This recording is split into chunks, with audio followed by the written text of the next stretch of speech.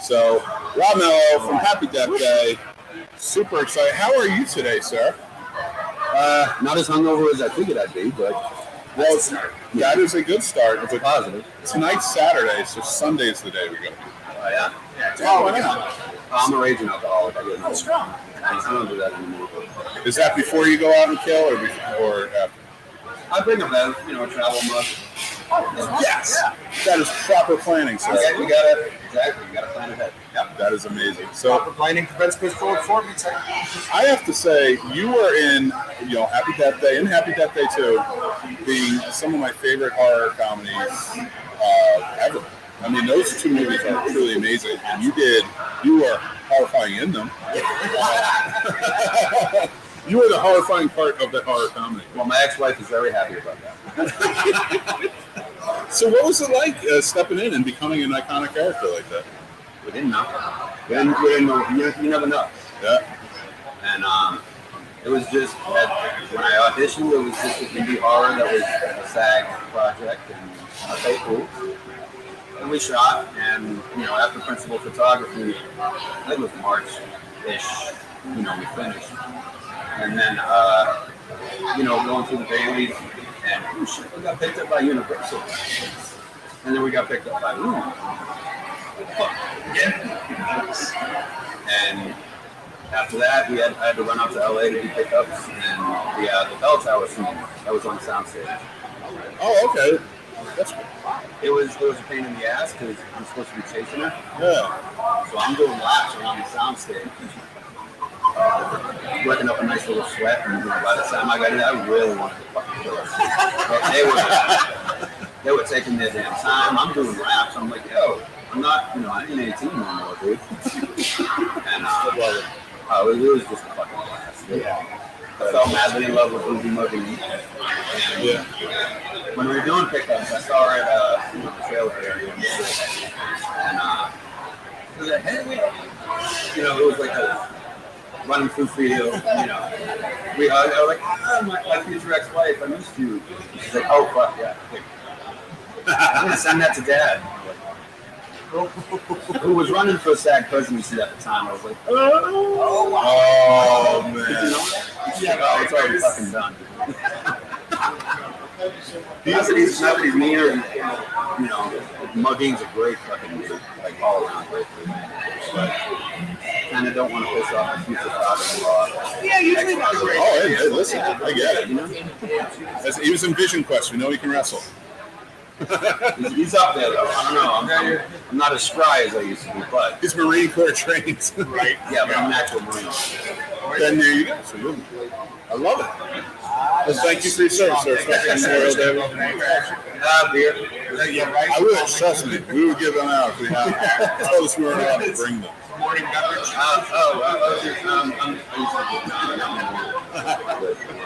So, what is it about horror that really attracts you to roles and things like that? When I first started acting, my teacher, was like, you have to see yourself how others see you, not how you see you. I'm a nice fucking dude.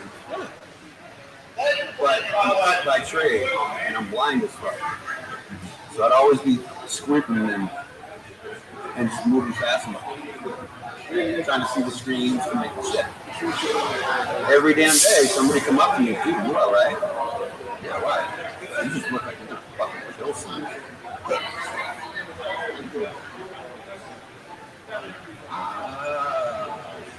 And horror fans, they're fucking rabid. I love them. Yeah, they really are. Yeah, once we love something, we Oh love yeah. hard. So like, it's horror's underappreciated. Horror and comedy. Yeah. By the award shows and all that shit. Yeah, it's the worst. It really is. Yeah. So like that Room flick that Academy Award, that kind of. I mean, there's just so many fucking incredible movies, and just because they're horror, they don't get the recognition they should. Yeah, that was one of the things about, especially Happy Death Day. You telling me that that's an independent film. Now, I've seen beautiful independent films, don't get me wrong, but that is a movie that looks like it had studio backing from the beginning. We shot on $5 million. That's an amazing film for what you guys They did. made what, like 130? Something like that. Yeah. Man, I wish you could have broken me off a piece. That'd be nice. Points on the back end. Yeah. Right, exactly. So we're asking all the guests. We do a normal question where we go like, "What's your top 5 remote dropper movies?" So like, if it's on TV, you see it, you drop the remote, you're watching it right then and there. But a horror edition. So like, if it's on TV, it's a horror movie. It's on TV. You got to drop the remote and watch it. Right? Misery. That's a great choice. Awesome. I've never heard that one before. Yeah. And oh man, Kathy Bates, being a bad guy, a villain, you have to make them relatable, more humanized. And when they had that fucking dinner and she was just, I fucking dropped it right down. I felt madly in love with that poor bastard of a character. And you know what? Fucking perfect. It's so great you say that too, because there's a scene where he picks up the penguin and puts it back, but it's turned the other way. You're so scared of her. She laid that in so well. Oh, that's a great choice, Misery. Fantastic. Oh, that's one of my favorites. It is, and I never. I need to do 4 more, huh? Yeah, if you want, but Misery was a great one. Exorcist. Great. Devil's Reject. I just love the way they shot it. Yeah.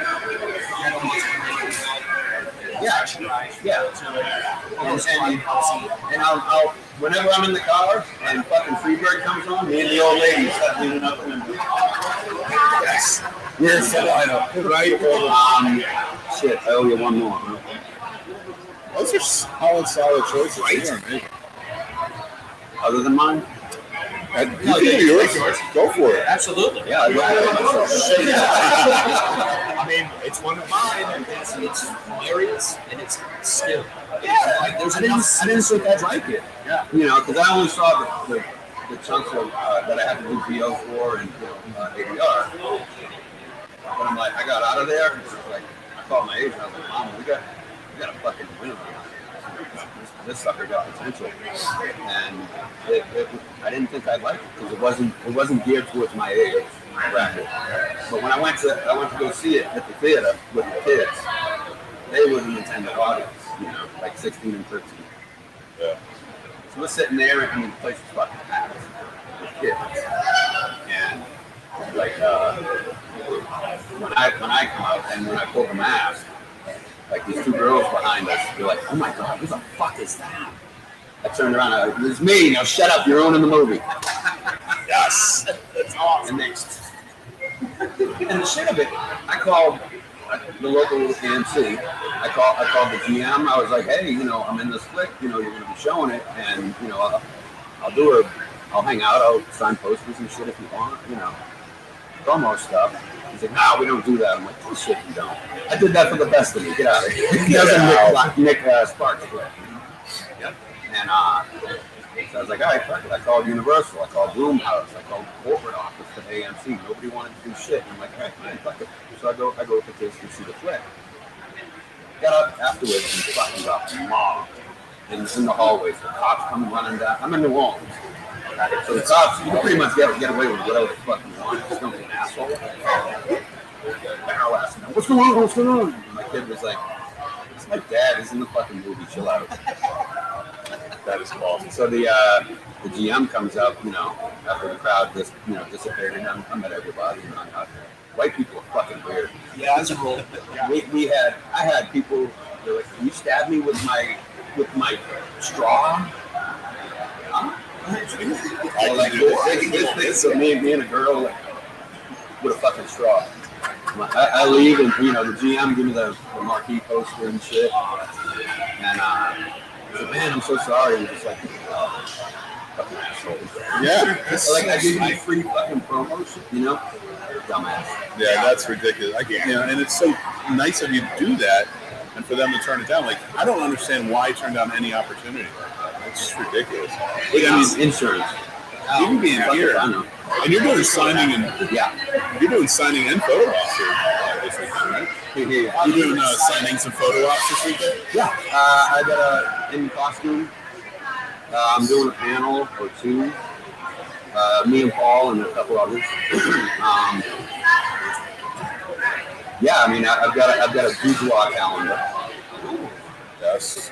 Well, my wife is getting into photography, and she's tired of snapping photos of flowers and shit. I got a mask and a kilt. Now, women, am I lying? The best part about a man in the kilt is watching him take it off. Amen. Unless you're me. I only got one left. No, this Metropolis kind of tapped me out. But yeah, I've got a super rare edition from South Korea of HDD. It's like a. But I got that. I've got a bunch of photos, of course. I'm out of knives and the embalmers that I was in. Indie flip, Indian I swear. And I've got copies of the script, the panel. I'm going to talk about the flick that I wrote, Timothy. Nice. And April, Camp Slasher. All our fucking kills are brutal and as we can get. That's all. See, that's so important for me because I cannot handle two deaths the same way in a horror movie. Unacceptable. None of them. And if I see something that's been done 100 times, like, it takes you out. Drawn and quartered. That's awesome. It's been a minute since I've seen that. And Joe Castro's doing our SFX. Oh, that's fantastic. That's going to be great. Great guy. Great not on. That's awesome. Oh, you're saying that. All right, I'll talk. Casey, smile. Yeah, I get that a lot. Yeah, we got a whole bunch of comment here. Yeah, it looks like people are popping in and out. Oh, yeah, everybody's excited. It's nice. Everybody's loving it. Heck yeah. So, because we got Rob Mello. How awesome is this? So Rob, I gotta ask. They're gonna be a third one. It seems like a trilogy. Gotta get. I think they jumped the gun way too quick. Yeah. And so I think it is really fucking brilliant that they made the first one PG-13 because the kids that it was their first horror flick or it was their first date film, they're now entering the workforce and making money. So I anticipate everybody wants to do one. Yeah. But I sent Scotty, the original writer, I sent him a little poke in the ass. I snapped a photo, pitch black background with my hunting knife with 3 little handles. And I wrote Tombs on top, like a standalone Tombs film. I was like, fucking rated R, brutal as shit. Yes, let's do it. But I think I'm sure there will be eventually. Put a little distance between. Yeah. I like that too, and I like what you're saying too. Like the first one was PG-13, but by the time you get to the second one, the audience is a little bit older, so they're going to handle it older. And by the third one, yeah, it was a bit different, which I think the sci-fi aspect of part 2 kind of turned off the horror people. Well, I don't know why. I enjoyed it. I liked how they added that element. Yeah. It gives a lot more brain. Yeah, the multiverse. Yeah. Made you dig deeper and have to kind of play. I love the theory behind it. Yeah. And I mean, you could just murder everyone. Yeah. I love killing people. Well, in your script, it sounds like it. I mean, so. Well, my director for Tin Roof was also the director of The Embalmers, which I have a copy at my table. And it was her first feature she'd ever directed. And I've worked with a lot of different directors, pretty Fuqua, Chris, a whole bunch, like, and like she had her shit, boom, boom, boom, so like I stayed with her while she was editing The Embalmers. So she was on one end of the table, editing the last clip. I'm on this end of the table, and I think that's how we're. Yeah. But it's a camp slasher. We're shooting in Indianapolis area. A little Boy Scout camp, Buffalo. Nice. Well, I mean, this camp is fucking amazing. Oh man, like the kitchen. And I'm a cook by trade, so I'm wanted to see the kitchen. And like our cast is, like Paul had auditioned for us. He just didn't fit. and that's how it goes. But I didn't want any big names. I didn't want, known people. But I mean, we do have a Len Hootie. Nice. Okay. And she auditioned, and she's so itty bitty. I mean, she's fucking amazing. But it's all our kills. Like we haggled for a week over the kills because they have to be original and they have to be brutal. And like I'm great at dialogue, so like we bullshitting, little jokes that you remember, quick, I'm gonna glue your dick to your belly. That's what my wife always tells me. You fucking around, I'm gonna glue your dick to your belly. So yeah, we threw that in, just little shit like that. So the dialogue really flowed, and we did a few table reads, just me and her, and just to make sure that it flowed. You know what I mean? And like a lot of the bullshit tropes, we didn't want 18-year-old boobalicious chicks running through the woods and shit. We wanted people that have bills, kids, mortgages, shit like that. The one trope I wanted to do away with, I fucking hate, is how gay characters are portrayed. So like, if say there's a gay couple on a show, it's usually a smoking hot woman and a nacho. But there's never, or if it's guys, they are flaming like a motherfucker. Our guys met in the army, in the sandbox overseas, and then came out. Nice. And what a great story. We really put a lot of fucking thought into it. Like while our most capable killer among the core group of people can flick a switch and snap that hip and bitch, clearer than a $3 bill. But he's also a fucking stone cold killer. So, yeah, I mean, there was a lot of bullshit tropes we wanted to knock out, and we fucking check, nailed them.